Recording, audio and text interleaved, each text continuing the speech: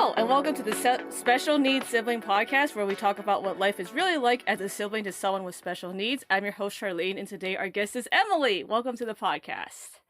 Hi, thank you. Thanks for having me. Yeah, thanks for being here. We'll jump right into it. Emily, can you tell us about your family structure, birth order, and which sibling has a disability? Absolutely. So, our family structure is we were a pretty small family. Our parents, and then myself and my older brother, Peter. He's 2 years older than I am, and he has an intellectual disability.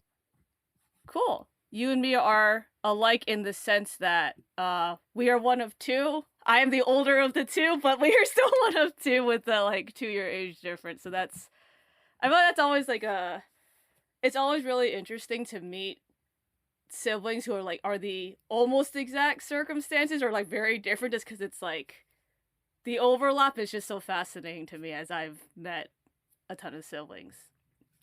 Yeah. Yeah. So we like to keep it open forum on the podcast. Is there anything you would like to talk about in particular today? Well, I think my experience personally is really about the importance of future planning. I mean, I think that in terms of where I'm uh, at my stage of life in middle age, and having gone through the process of planning for the future of my brother and then losing both of our parents, uh, I think that that is a really important topic because I know that so many other adult siblings really struggle with the idea of what will happen when my parents are gone Yeah. and who will care for my sibling. Yeah. That's a it's like it's interesting because it's the thing you fear the most, but it's also the thing that's going to happen inevitably. So it's very, yeah, I feel like it's the thing that you, or I mean, at least for myself, I don't know about everybody, but I know that's definitely something when we first started talking about conservatorship and stuff, signing the paper, which at that time you're just oh, okay, you're aware of it, but I think it's just once you sign it, it's always okay, what's gonna happen, and for me it was I at that time was I'm not gonna move away, which clearly now I have, because obviously lots of things have happened between the time we signed that paper and now. But yeah, it's such a subconscious current in how you kind of function in your day-to-day life.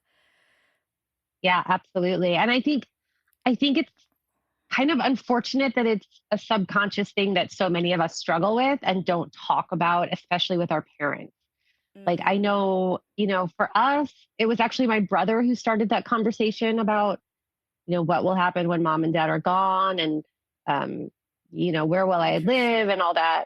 But I think for most of us, yeah, you're absolutely right. It's something that we sort of struggle with internally. I think we all have our own assumptions about what role we're going to play. Yeah. And maybe we choose to think about that or not to think about that. But, it's a reality. And a lot of times families don't talk about what will happen in the future for a bunch of reasons, but it's so important for everyone, for our siblings, for ourselves, for our parents. Yeah, that's so how did you did you know that your brother was gonna bring it up when he did? Or was you all kind of just oh, that's something I guess we're gonna talk about now? Yeah. Well, it was interesting because what happened was our mom, this was a number of years ago, our mom was in the hospital with pneumonia and she was fine after that. So it's not, it's not that kind of story. But, Okay. at the time she was in the hospital uh, and my brother was living with our parents. And, he was in his 30s. And when our mom went into the hospital, he called me. So just to set the scene, we grew up outside of Boston, Massachusetts. And I moved to New York City after college to Mhm. attend grad school. Thought I would be there for 2 years, for the program, the graduate program. And well, I wound up staying 20 years. So, spoiler alert, Right. I wound up staying much longer than intended. Yeah.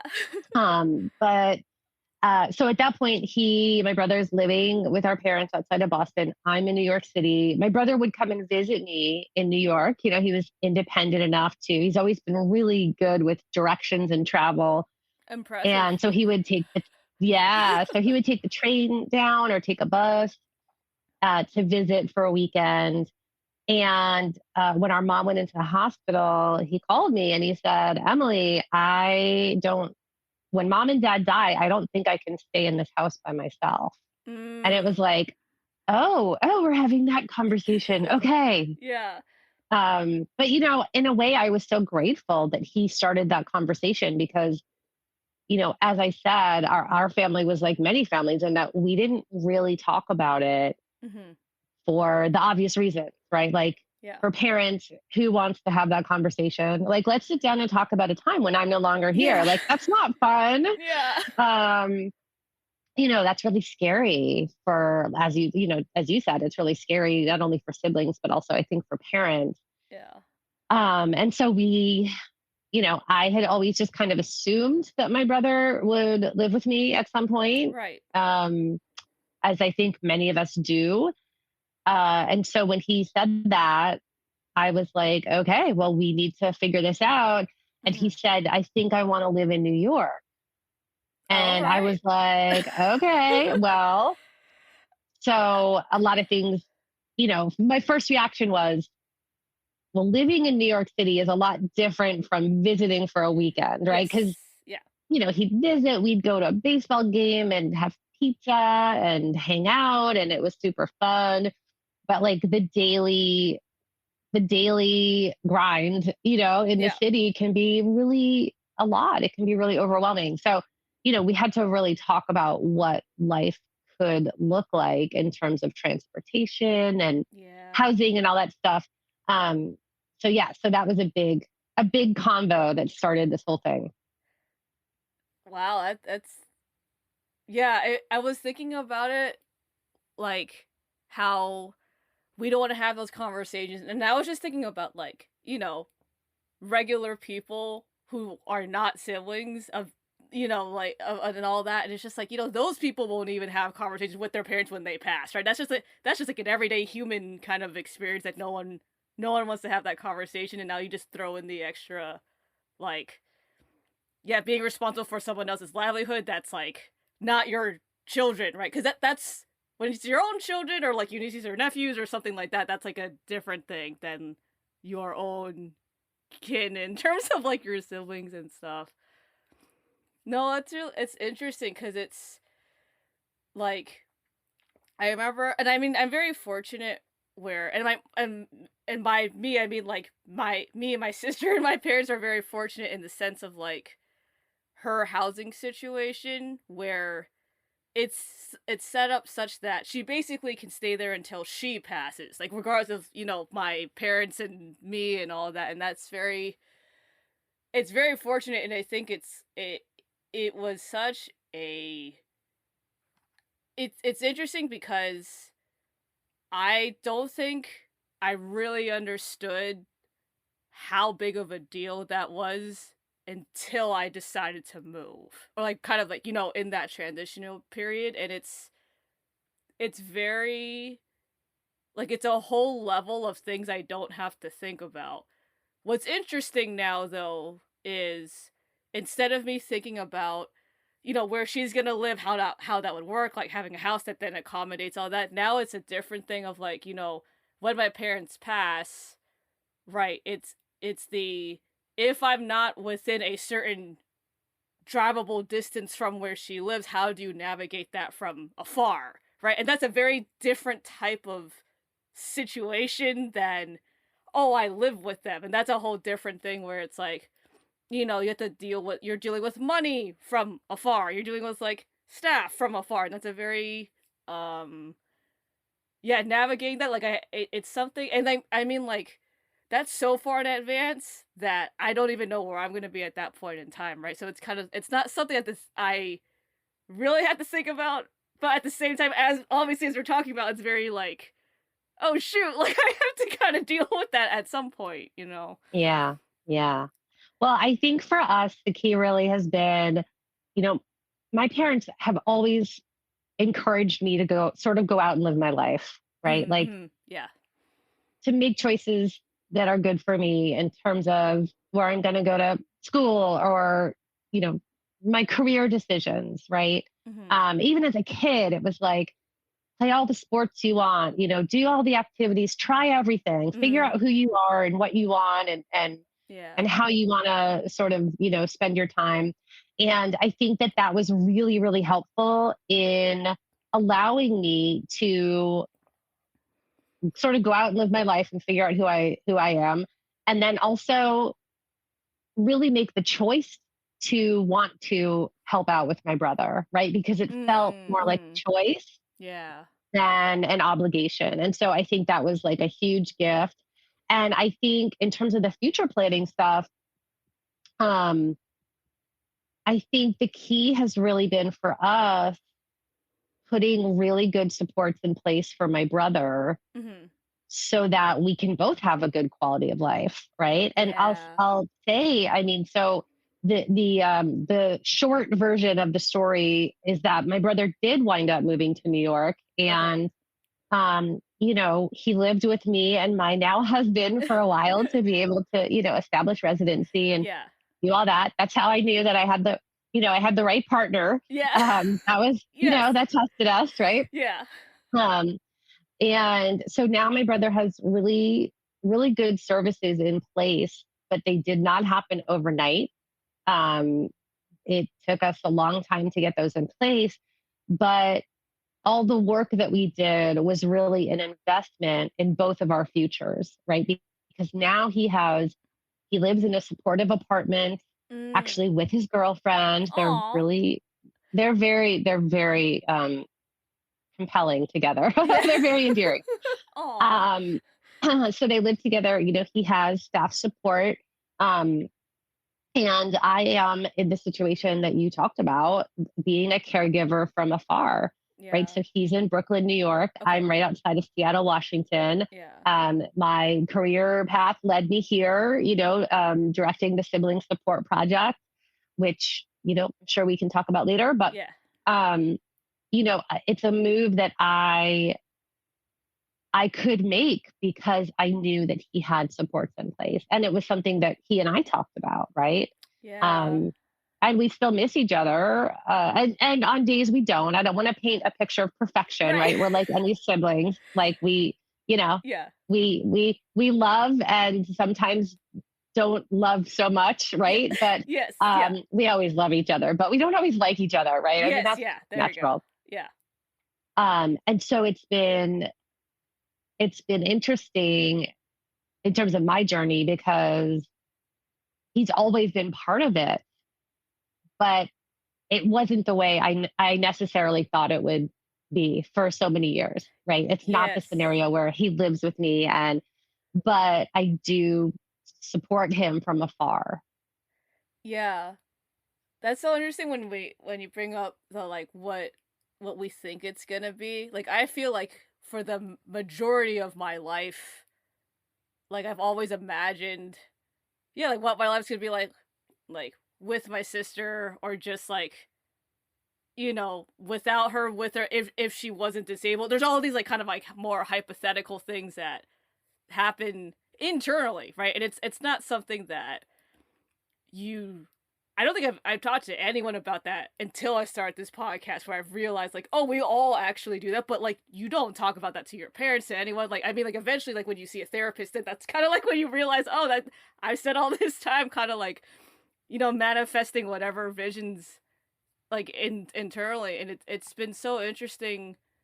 Like me and my sister are not as far apart as you and your brother, but even that said, like I don't think I would have ever imagined that as of right now the majority of when I talk to her is through video calling on Skype. right? Like it's just not. I never thought about different means of right, and that's accumulation of like technology at the time when I was like growing up versus now and what it is now is like it's so insane because it makes it so much easier, right? Because I would never be able. I would okay. I won't say never. Having her talk on like a regular landline telephone would have been a much more complicated thing than seeing her on video, right? Because I can like show her things that she can give me eye contact. There's all these things, right? From her being more nonverbal. Like the video is such a game changer in terms of like her having adjusted to it and it existing and like the convenience that you don't have to like be on like a desktop. There's all these things, right? Because now she can talk to me and watch a movie at the same time, and like, that's a very, it's it blows my Yeah, it's kind of mind. like you're hanging out together, right? Yeah, exactly. And I think like 9 out of 10 times when I call her, she's just like on the couch. She's like not doing anything. She's like kind of stemming and watching a TV, and then like she's talking to me. It's like it's so cool, and it's not something I would have ever thought about, but it makes complete sense. Like when it's happening, you're like, oh, like that actually is the best version of what could have happened, given that anything could have happened. Yeah. And I think in that situation, it really highlights that you're able to be her sister, right? Like Mm. Hmm. that's, you know, you're able to just kind of hang out virtually, right? And see each Yes. other, and she's doing her thing and you're doing your thing. And I think that that is something that is really a gift, because I think many of us siblings, we sort of struggle with, well, what does it mean to be a sibling? What does Yeah. that look like at this stage in life, right? Hmm. And how do I care for and support my sibling, but still have a sibling relationship? And that's, honestly Yeah. something that my brother and I have struggled with, because as his, our parents are gone, so I'm his person. So what does it look like to be his primary caregiver, right, from afar, and like Yeah. his main, like, the point of contact for staff, and um, Yeah. for all of those planning meetings and things like that. Um, and of course, we're older now, so my brother also has health issues, as people do as we get older. Yeah. And how do I support him in that way without overstepping the boundaries of being a sibling? Yeah. It's and I was like that's an interesting transition, which like I haven't gotten there yet, but like I'd be curious because I feel like growing up, like the well, for me as being the older sibling, I feel like there's a part of it that's just kind of innately in the majority of older siblings where like you want to like quote unquote parent your younger siblings regardless if they have disabilities or not, right? And I think that's always kind of that's just kind of embedded I think in most older siblings as a general statement.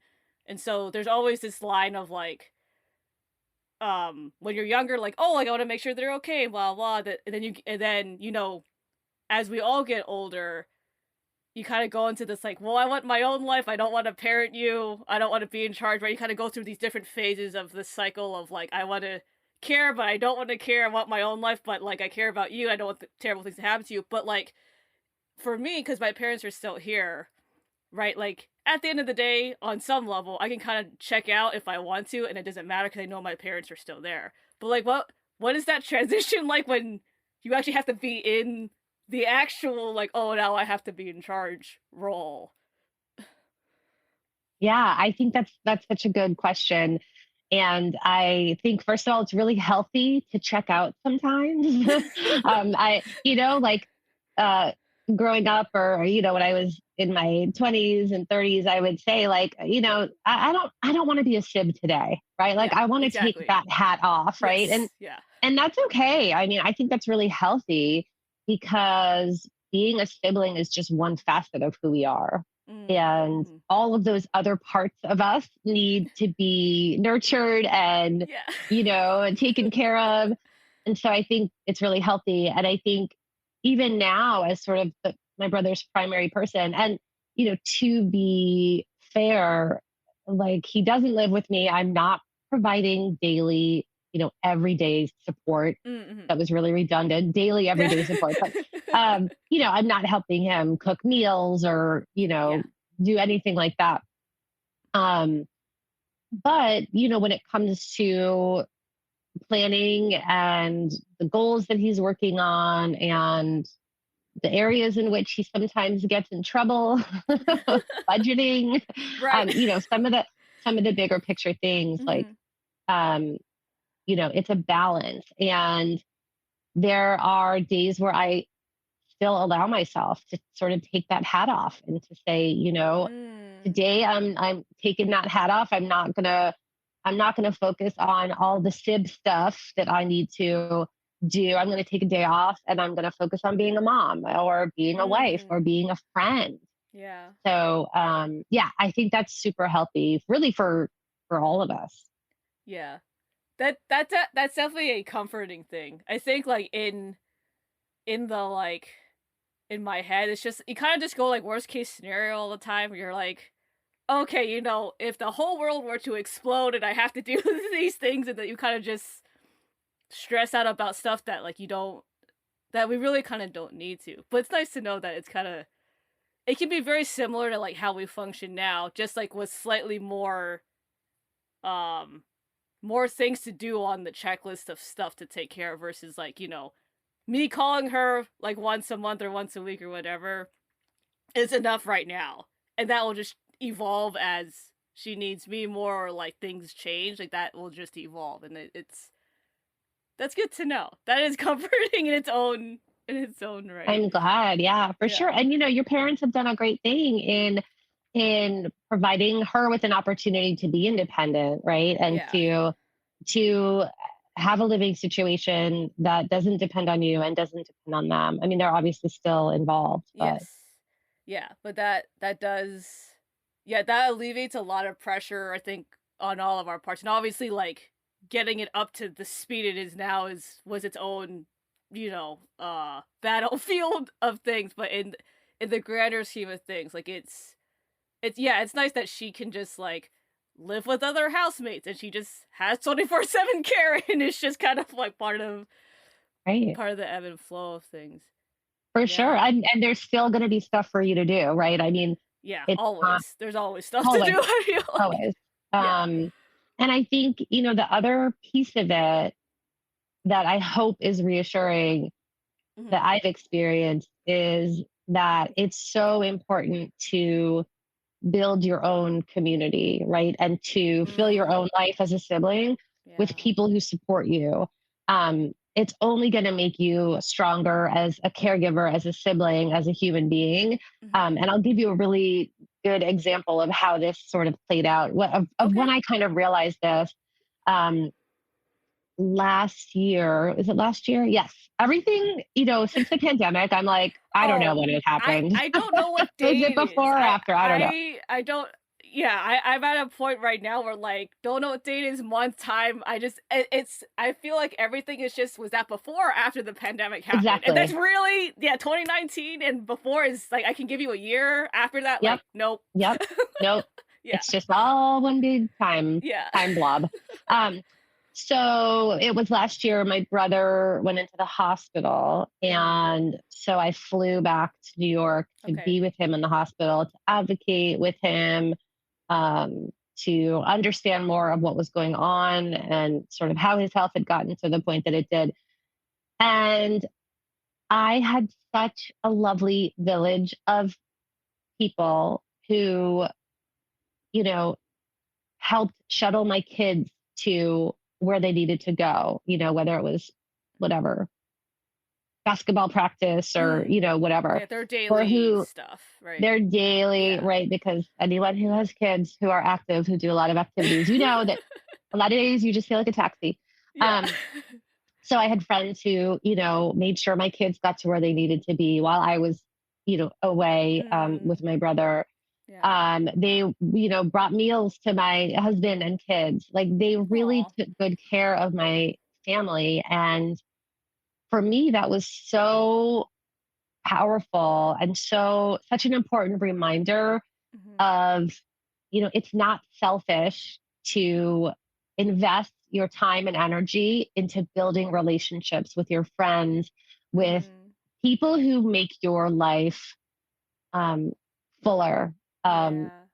That is only going to make you a stronger and a better caregiver, right? And it's not for that reason that I've, invested in these friendships, and Right. these are people I genuinely love, and Yeah. and also will take care of when they need me. I mean, that's like the beautiful thing about friendship is that, Yes.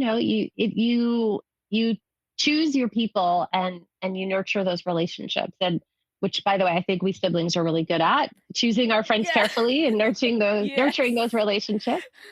um, but that was such an important reminder for me that, because I've built a full life with people I care about and who care about me, I'm Yeah. able to be a better caregiver for my brother. Oh, that's so interesting.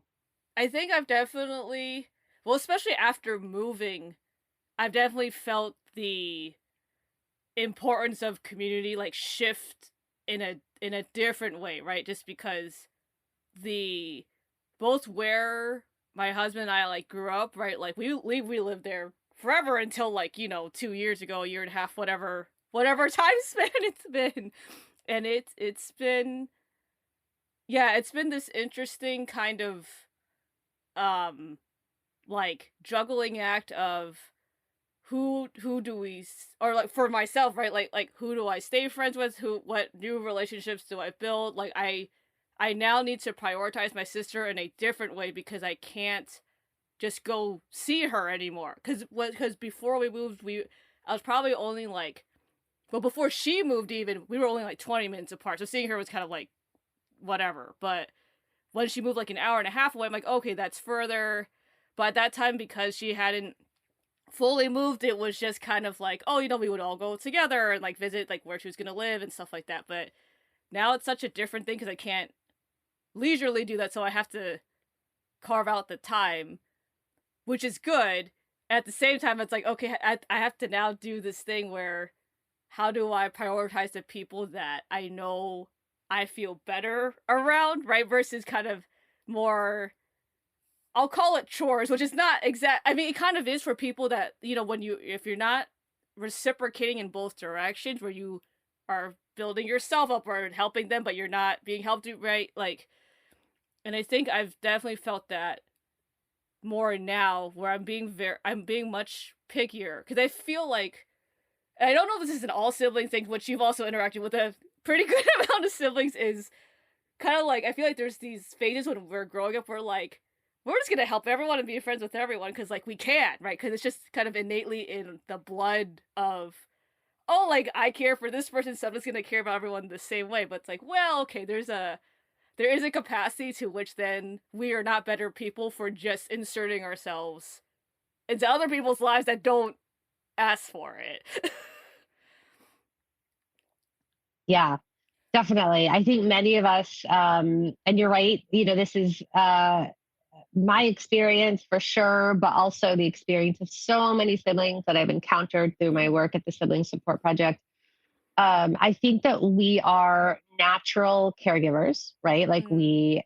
and advocates. Like I think we stand up for people more often, and Mm. um, Mhm. I think we are. I think we're really good friends. We want to help everyone and take care of everyone, and we're good listeners, and we really genuinely give 110% to our relationships. Many of us. And I think we also are terrible with a capital T, terrible about letting people take care of us, Yeah.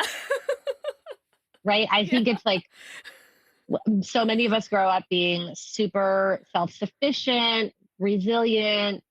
There's a lot of, I mean, we could talk for hours about why that is and what the research says, but it's Right. it's a thing. Let's just for now say it's a thing. And I think it's something that we really have to learn. Like we have to learn how to let people take care of us. Mhm.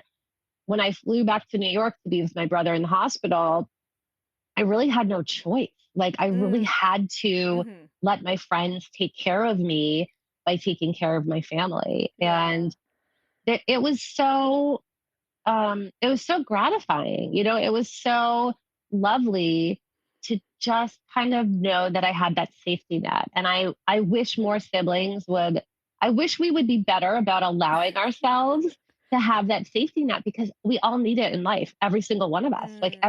every human being, you know, I hope we're all lucky enough to have that safety net of those relationships and those friendships that support us and make our lives richer and better.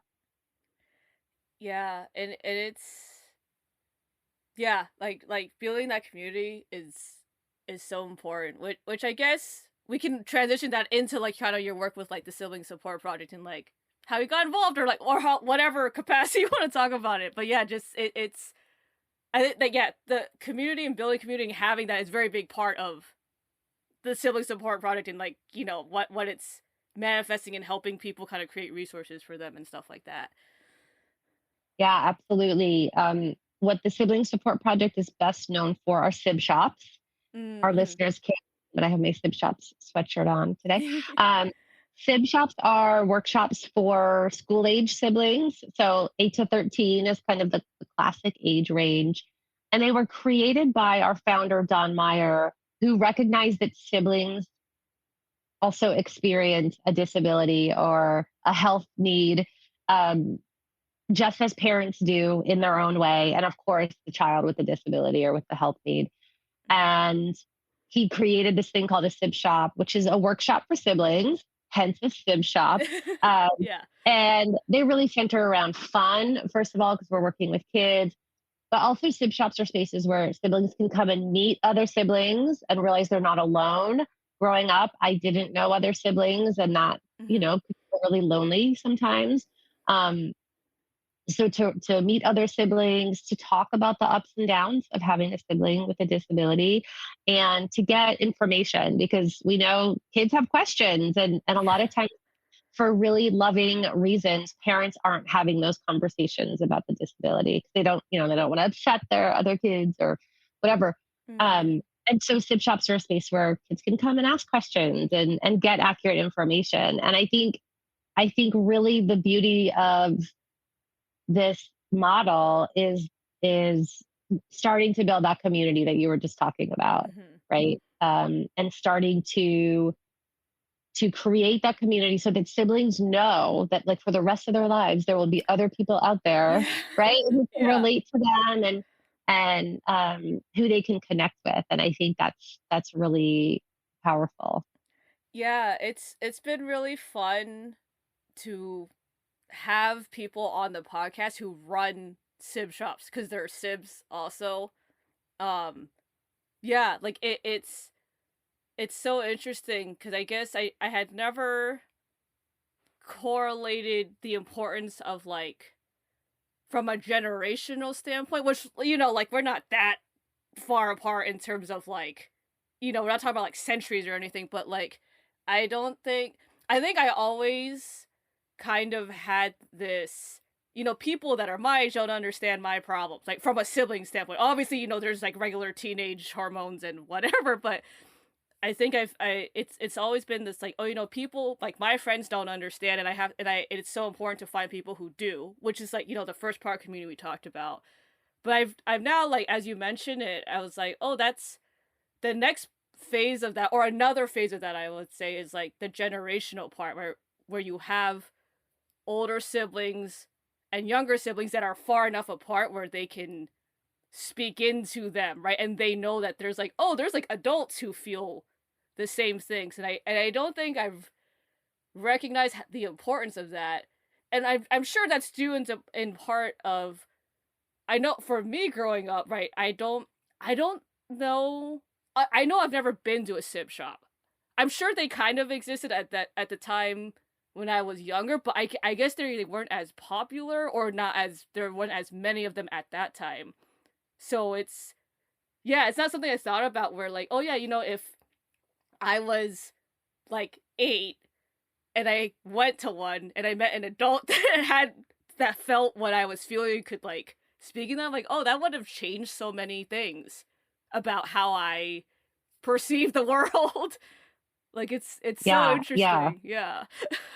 Yeah, for sure. Sibshop started in 1982, and we love when adult siblings come to our trainings and get certified as facilitators because you're right. It's such a validating experience for a Mhm. child to see a grown-up version of themselves Yeah. and to realize like, oh, I'm, you know what, I'm going to be okay. Or, Yeah. oh, maybe my perspective on some of these things will change, right? Because Mhm. um a lot of activities in Sib Shops. So Sib Shops, we do a number of different kinds of activities. So we do Okay. just fun, silly, run around games that any kiddo would enjoy, right? Because we Mhm. want these to be fun. Yes. Um, and high energy activities, lower energy activities, arts, crafts, you name it. Pretty much, anything you might do at summer camp or whatever, you could find that at a sim shop. There's a lot of Yes. flexibility in the model and how people, sort of uh, offer sim shops. But there's always discussion activities, and Mm. those are so empowering because not only can siblings talk about like their feelings and thoughts and experiences, Mhm. but they get to hear the perspectives of other kids. And sometimes, if the facilitator is an adult sibling, Yeah. they share, like, oh, when I was your age, I really felt like this. But now that I'm older, I kind of feel like Oh, this. that would have And it's that's right. so life changing. Like even me just thinking about that is like Yeah. it's such like a paradigm shift. Like to Yeah. have that existence. Yeah. Right. Because when we are where we are in our stages of life, whatever it is, if we're 8 or 18 or, 28, whatever, Mhm. we kind of, we only we don't know what we don't know, basically, right? Yes. Like Yeah. we have our perspective and we can certainly try to learn and get information from, hearing other people's stories and their perspectives. And I think that that's one of the really nice things about Sib Shops. Like it Mm. gives siblings a really um, kind of a ready-made, accessible like scenario where they're able to hear from other sibs who, yeah, we have so much in common. Like as you Yeah. started out this podcast, right? Like, oh, our siblings were 2 years, we're 2 years apart. Yeah. um, we could really like celebrate those things that we share in common and also explore those things that make us different and that are different about our experiences and may give us a different view of our own experience. Yeah. Like it gets yeah, it's so interesting because it's to know like I'm thinking about like when that like generation of kids gets older, right? Like anyone who's like in a sim shop now, right? Like in like 10 years, it's going to be so interesting how they interact in the space of like where we're currently at, right? Because they would have already met people at such a younger age and have that validation and already know that people like them exist. Right. And it's not to say that like we didn't, but it's very different when you have a safe space as a young kid to be able to say like, "Hey, I'm confused at home and like when my parents do this, like I cried yesterday because my sister did XYZ," right? And that's something that like, you know, even as an adult, I'm like very picky and choosy about who I can. Right, I can say that I can say it to you, and you know exactly what I'm saying. I don't have to give you context or anything. You'll just understand, right? And it's gonna be so interesting. Like, yeah, in the next like set of however many years, like as more resources exist for like people like us, like in our stage of life, and like as that manifests itself in like younger kids and stuff like yeah, it's gonna be such like a shift in how siblings interact like with the world, which is really exciting. Like I think like for the fact that our hearts are very big, they're also very hurting inside, right? Like it's such a it's something to be very held very carefully by ourselves and by other people, right? Just because there was so much care for the world and for our siblings, and like it's important that we also care about ourselves. But to what your point earlier about like, asking for help is so hard. But the other thing that's very hard is like you could just be alone without anybody. And you just need to kind of sit there, and just do whatever you want to do, right? And that took me forever, probably until like I moved to understand that like, oh, I just need to actually do nothing for anyone and just sit here and like watch a movie and it's fine. Yeah, yeah, absolutely. I guess um s- how about we jump to words of encouragement just to make sure that we like fit that on there like, for your time frame and stuff. Yeah. So what are your words of encouragement for our fellow siblings out there? First of all, I love this question the most, because I think there is so much encouragement for siblings, and I think there's so much power in connecting with other siblings and Mm, just being part of that community, whether it's by, volunteering at a sib shop or starting a sib shop in your local community. We can help you do that. Like I said, we love when adult siblings facilitate sib shops yeah. because we don't just talk the talk, we walk the walk. We, Yes. this is a very familiar territory for us. Um, or connecting with your local chapter of the National Sibling Leadership Network, or maybe starting a group in your state if there isn't one. There's so much power in connecting with siblings. As you said earlier, you can say something and without even finishing your sentence, like Yeah. I get it. Yep. Yeah. Yep, you don't even have to explain it. There's just something about the sibling experience, which is so unique, that it's very, very validating and empowering to meet other siblings. And, earlier we were talking about sib shops and, the generation of kids who go through sib shops, they tend to become adults who, we know from research, there isn't enough research on sib shops. If we have any researchers listening and you want a new project, we can help you with that. We'd love to have more Yeah. research on sib shops. But what we know from the research is that sib shops really help develop more positive relationships among siblings. Yeah. They teach coping skills. Mhm. They're positive experiences, but they also, I think, one of the most interesting findings from a study that was done at the University of Washington a few years ago is that siblings who they surveyed adults who had participated in sib shops as kids, and Okay. the vast majority of these adults said that because of their involvement in sib shops and the space that they had to, um, come in and be a kid, first of all, right? Like to come Yes. and play and have fun, but also explore who they are and what they're all about. Like that's a big part of sib shops. A lot of what we do has nothing to do with our siblings.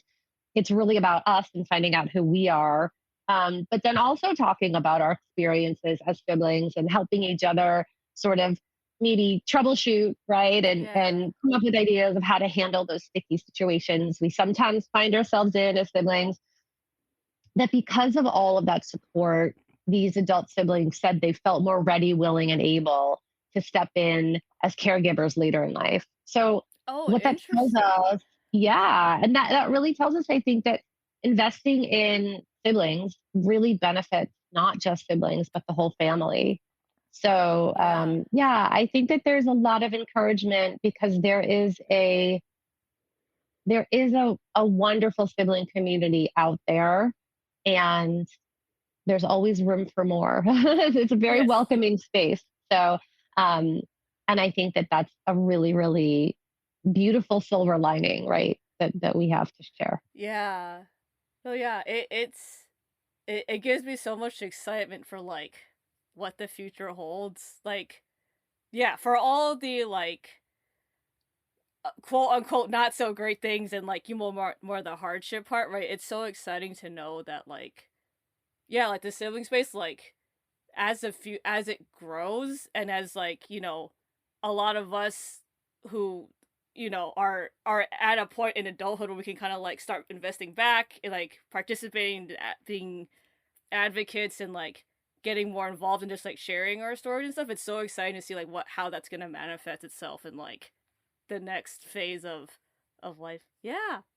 Cool. Yeah, Good for stuff. sure. Yeah. And I think if people are looking for like ways to connect with other siblings, Mm. I mentioned the Sibling Leadership Network, which is for adults. Adult siblings in different states get together and do Nice. a number of different things. We also, the Sibling Support Project also facilitates 3 Facebook groups for siblings. And I Mm. know that, the younger generations aren't so much on the Facebook, but I will say that our groups are pretty good reasons to head over there.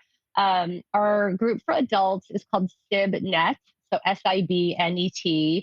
And that's our largest and longest standing group for adult siblings. Yeah. There's probably close to, oh, I haven't checked. I should have looked this up before we did this. There's more than 6,000 people in that group. Yeah, I was gonna say It's it's a been around for large number. Like it's yeah, I don't know what it is, but it's very large. yes. We have a group called Sib 20, so Sib 20 for siblings in their 20s, Mm. and then we have a group for teens called Sib Teen. You can just search for them on Facebook, or you can come to our website. We have a page where It has all of yeah. links to all these groups. But I will say that all of these groups are warm, supportive spaces where siblings can go 24/7 and just really connect with others who can certainly relate to their experiences. It can be really validating. We have a lot of people who join the group and they just read. They just Yeah. read posts, I was gonna say for like months and months. I will I'll look in there sometimes and I'm like it's there it's yeah, there is such a variety of stuff that's in there. Like there's like the happiest of happy, there's like a lot, there's like venting, there's complaining, there's like I'm just confused. Yeah, it's so Yeah, fascinating and it's like but I will say like for every post that like, I've skimmed through some of them are longer, which is the nice part. I will say like you can kind of put a longer form thought process in there. Um but there's always so many people who respond positively yeah, like or in a validating way or like there's always more than one person who will read it like right. and say something and Yeah. yeah it's so powerful. Yeah. Yeah, I agree. And I love that you point out how diverse all of the posts are because I mean, that's like our lives, right? Yeah. Like that's the Yeah. sibling experience. Some days it's great, some days it's really terrible, and some days it's confusing, but it's Yeah. all in there. And it's just, I think validating is the word you used. I think that's really the best part of those groups is that it is Mhm. so validating for so many people who, yeah, like most of this stuff we can't really say to our friends because they're not going to get it in the Yeah. same way, or even our partners or whatever, who care deeply, but also don't sort of have that life experience quite in the same way. Yeah. By the way, there's also a group for partners of I was siblings. just thinking about that. Yeah. Yes, it's called Sib in Laws. Sib in Laws. You don't have to be, legally bound. You Right. don't have, but it's just the name of the Just group. being an And it important was partner. Yeah. yeah, Yeah. totally. Mhm. And it was started actually by the husband of a sibling who is very active in the community because he recognized that, sort of becoming part of this family Yeah. sort of like changed his role too. And so Yeah. that's been a really nice space That's for the partners. yeah, yeah, I was like that, which we don't have time to get into it, but that's definitely a whole other conversation that always love having with people is like, yeah, like the relationships between their siblings and their partners and like how that transpires because it's always like, yeah, they're pretty thematically aligned, but I just love hearing about it because it's just so fascinating, right? Like how, yeah, how those relationships kind of like become their own thing, and it's like for all the things that I have imagined and not imagined, that was not right. Like it's so special. And it's yeah, but we'll save that for another day because yeah, So that would be a whole podcast. You yeah, should have that couple on. They'd be great. yeah. It's yeah, yeah. I have so many ideas about it, but yeah, cool. Well, Yeah. thank you for being on the podcast, Emily. Thank you so much for having me. It's been so fun to chat and talk about different stages of life of the sibling experience.